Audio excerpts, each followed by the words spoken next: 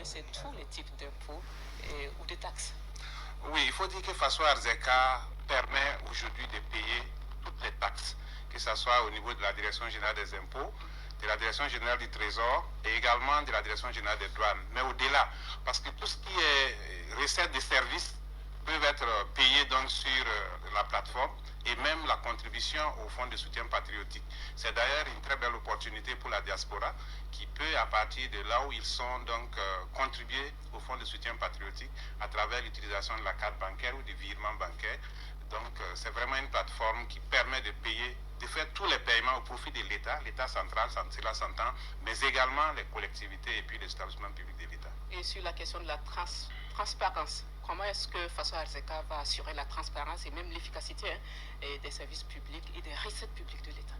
Oui, il faut dire que de façon générale, la digitalisation implique forcément une transparence parce que il y a quand même la traçabilité de toutes les informations qui passent et il y a aussi l'avantage que cela permet de centraliser donc les recettes de l'État parce qu'aujourd'hui vous avez plusieurs plateformes. Les impôts ont leur plateforme qu'on appelle Syntax, il y a e-douane, au niveau du Trésor également il y a une plateforme, mais Faso Arzeka permet de mutualiser toutes ces actions, faire en sorte que tous les paiements puissent passer par ce portail. Et cela est un avantage évident en matière de gestion des ressources, mais aussi en matière de transparence dans la gestion des ressources publiques. Et ça a été signifié dans le reportage et vous venez aussi de le préciser, Faso Arzeka est accessible partout au Burkina. Mais pour ce qui concerne les zones rurales, quelles sont les dispositions prises pour que les populations aient accès à cet outil?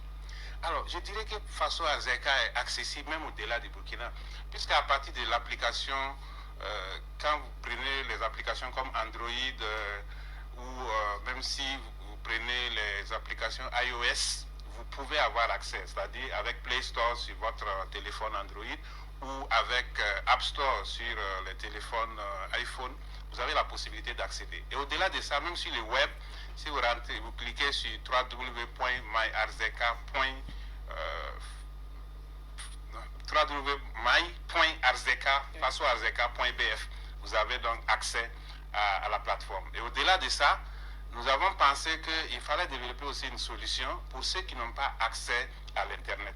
Et là, vous avez donc la version USSD qui permet donc à travers la syntaxe étoile 700 dièse de pouvoir accéder. Donc véritablement, Faso Arzeka est disponible pour tout le monde, partout au Burkina, mais au-delà du Burkina. Et c'est pour cela d'ailleurs que je disais que c'était un très bel outil donc, à la disposition de la diaspora, qui a très longtemps demandé qu'on leur mette à disposition une plateforme qui permet de contribuer au fonds de soutien patriotique. Et quand on parle du numérique, de plateforme numérique, tout de suite on pense aux données à caractère personnel. Quelles sont vos assurances pour garantir justement la sécurité des informations sur Faso Arzeka? Oui, cela est très important. La question des données à caractère personnel, justement, c'est pour cela que quand nous développons une plateforme, nous travaillons avec la Commission de l'informatique et des libertés qui s'assure que, effectivement, les questions de protection des données à caractère personnel sont prises en compte. Et au-delà de ça, il y a les questions sécuritaires qu'il faut prendre en compte parce que quand on parle de plateforme de paiement, la question de la sécurité revient tout de suite. Et à ce niveau, le gouvernement a pris un décret il y a quelques mois pour faire en sorte que pour toute plateforme qu'on développe, que nous puissions avoir donc un avis de non-objection du ministère en charge de la transition digitale à travers l'ANSI, qui est l'agence qui est chargée de s'assurer de la sécurité des systèmes d'information. Donc tout cela a été pris en compte et il faut dire que c'est véritablement une plateforme qui répond aux standards internationaux. Donc nous pouvons véritablement dire que cette plateforme est une plateforme sûre. Il est évident qu'il n'y a jamais de zéro risque, mais toutes les dispositions ont été prises pour que cette plateforme soit vraiment la plus sûre possible. Nous vous disons merci, monsieur le ministre de l'économie et des finances, Aboubacar Nakanabo, pour